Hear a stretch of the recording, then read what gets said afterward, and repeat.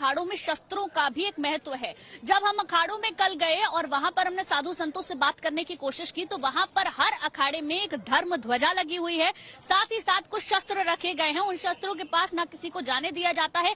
ऐसा मानना है इन साधु संतों का कि वो शस्त्र ही उनके आराध्य हैं, उनकी वो पूजा करते हैं और इन्हीं शस्त्रों के साथ वो स्नान करते हैं। सबसे पहला स्नान उन शस्त्रों को ही कराया जाता है।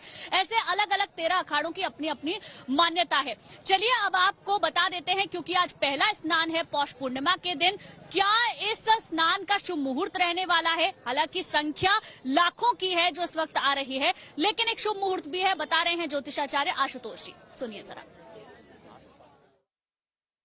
प्रयाग की पुण्य भूमि हो, महाकुंभ का सुयोग और साथ ही पौष पूर्णिमा का महापर्व, कुंभ का शुभारंभ हो चुका है और लोग यहाँ गंगा यमुना सरस्वती के तट पर पुण्य स्नान कर रहे हैं, पुण्य लाभ अर्जित कर रहे हैं। हमारे साथ पंडित आशुतोष वार्ष्णेय जी हैं, जिनसे हम जानते हैं कि पौष पूर्णिमा की महत्ता, महात्म्य क्या है, क्यों इतने सारे लोग इस कड़कड़ाती ठंड में यहाँ गंगा में डुबकी लगा रहे हैं और अमृत की तलाश कर रहे हैं। इसका एक वैज्ञानिक आधार है।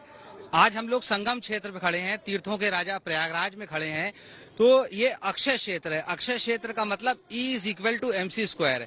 Energy can neither be created not destroyed, बस उसका फॉर्म चेंज होता है।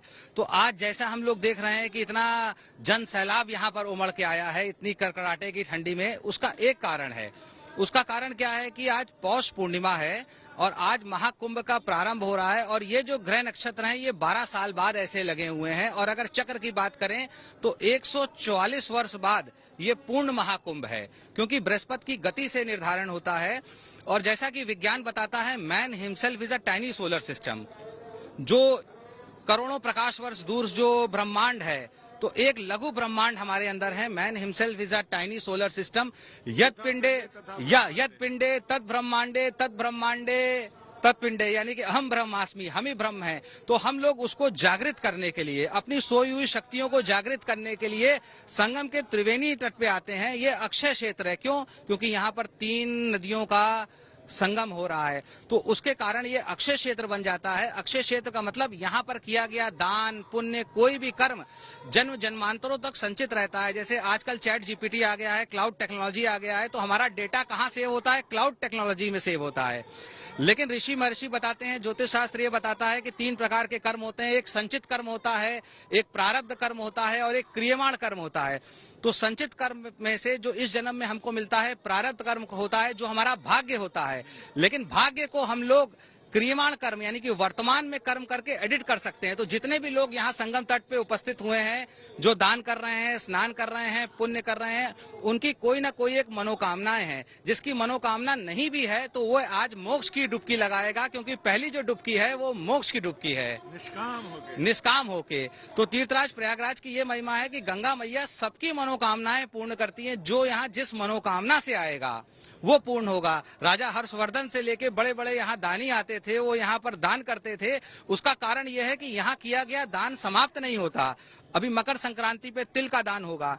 आज चंद्रमा है, पूर्णमासी है, सोमवार का दिन है। तो अगर किसी व्यक्ति को मानसिक कष्ट है, कोई शारीरिक कष्ट है, तो वो चंद्रमा का दान करेगा। चंद्रमा का स्मरण करके भगवान शिव की पूजा करके यहाँ पर स्नान करेगा।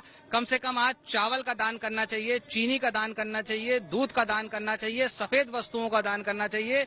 जो लोग तीर्थराज प्रयाग में उपस्थित नहीं हो पा रहे, वो घर पर भी गंगा जी का स्मरण करके, पितरों का स्मरण करके अगर दान करेंगे तो उसका भी फल मिलेगा। और यहाँ पहली डुबकी पितरों के नाम की लगानी चाहिए।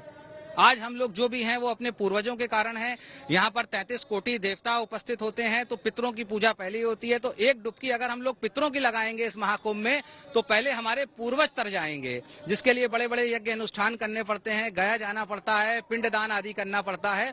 तो वो सब बड़ी सरलता से हो जाएगा। कहते हैं ना, ये ब्रह्मा की नगरी है, यहाँ पर ब्रह्मा जी ने यज्ञ किया था। तो कार्तिक माह में 1000 स्नान करेंगे और माघ में जो 100 स्नान करेंगे, वो एक ही डुबकी यहाँ पर लगा देगा। तो इतनी सरलता से हम लोग को ये पाथवे मिलता है। जैसे ग्रीन कॉरिडोर होता है, अगर लाखों की भीड़ में व्यक्ति ग्रीन कॉरिडोर से अपने गंतव्य को पहुंच जाता है, तो जिसका गंतव्य है मोक्ष प्राप्ति, यानी कि जन्म मरण से मुक्ति। क्योंकि जो हम लोग का जीवन है वो एक सीक्वेंस से चल रहा है। जैसे हम लोग नंबर लाइन पढ़ते हैं 0 और 1। 0 मतलब हमारा जन्म, और 1 मतलब हमारी मृत्यु, तो उसके आगे किसी को पता ही नहीं है। तो 1 के आगे 2 भी है, 3 भी है, और 0 से पहले -1 -2 इंटीजर्स। तो जो ज्योतिष शास्त्र ये बताता है कि जो हमारा भाग्य है ये प्रारब्ध कर्म है और एक संचित बहुत बड़ा अकाउंट है, उस अकाउंट में से थोड़ा सा हम लोग को इस जन्म में मिल जाता है, तो उसको हम लोग एडिट कर सकते हैं। एडिटेबल डेस्टिनी होती है, यानी कि होनी होती है, अनहोनी नहीं होती है। तो अगर हमारे जीवन में कोई भी कष्ट है, कोई भी पीड़ा है, कोई भी संकट है, तो उसको कुछ देर के लिए भूल के अगर हम त्रिवेणी के तट पे आएंगे, संगम के तट पे आएंगे, और जैसे ऋषियों ने यहाँ विधि विधान बनाया है, यहाँ कोई किसी को निमंत्रण नहीं देता, बिना निमंत्रण के ही लाखों करोड़ों श्रद्धालु संगम के तट पे हो जाते हैं। तो ये दिव्य ऊर्जा है, रोग प्रतिरोधक क्षमता का विकास होता है। हम लोगों ने यहाँ पर शोध भी किया है, एक किताब भी है हॉरोस्कोप एंड स्टेथोस्कोप जो हम लोगों ने प्रकाशित की है, उसमें डॉक्टर्स का डेटा कलेक्ट है, कई कुंभ और अर्ध कुंभ को कलेक्ट किया गया है कि यहाँ पर क्या चमत्कारिक शक्ति है जिसके कारण लोगों को लाभ होता है। तो डॉक्टर्स ने ये फाइंड किया है कि जैसे घर पे हम लोग कोई भी कैप्सूल खाते हैं, इम्यूनिटी बूस्टर लेते हैं, तो एक तरीके से Ganga ji natural immunity booster है।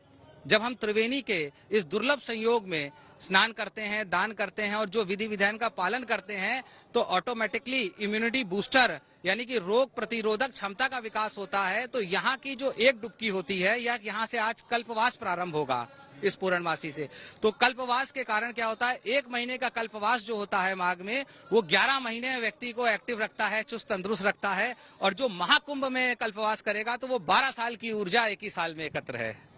यानी ये तमाम वैज्ञानिक आधार पर ज्योतिषाचार्य ने, भारतीय ज्योतिष ने ये बताया कि वैज्ञानिक आधार पर कुंभ का महत्व क्या है, पर्व काल में किए गए स्नान का महत्व क्या है, दान का महत्व क्या है, और यही बताता है कि यहाँ आने के बाद तन की शुद्धि, मन की शुद्धि और धन की शुद्धि होती है। तन की शुद्धि गंगा में स्नान करने से, मन की शुद्धि यहाँ जाप करने से या फिर तपस्या करने से, और धन की शुद्धि दान करने से। तो बस महाकुंभ शुरू हो चुका है, आप भी यहाँ आए, पुलिस और प्रशासन के दिए निर्देशों का पालन करें, आसानी से गंगा स्नान करें और पुण्य लाभ अर्जित करें। कैमरामैन संजय समीर के साथ संजय शर्मा, तीर्थराज प्रयाग।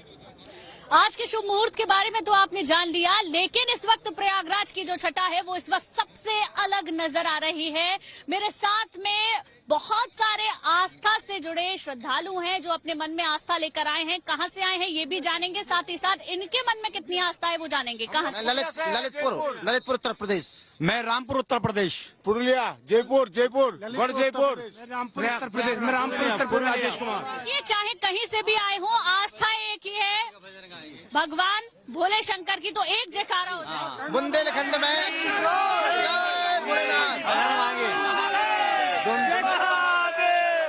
मैं वाराणसी काशी से आया हूँ और ये पौष पूर्णिमा का पर्व है। हम कल शाम को 5 बजे आ गए थे कि सिर्फ संगम पे मैं था, जब 5 बज के कुछ मिनट पर पौष पूर्णिमा लगा है तब स्नान करके यहाँ मैं आ रहा हूँ। और ये आप देख रहे हैं अमृत स्नान है, कुंभ स्नान तो है ही, अमृत स्नान है। और आप कोई भजन या कोई श्लोक? बुंदेलखंड जो हमारी हिंदी चैनल है, हिंदी में।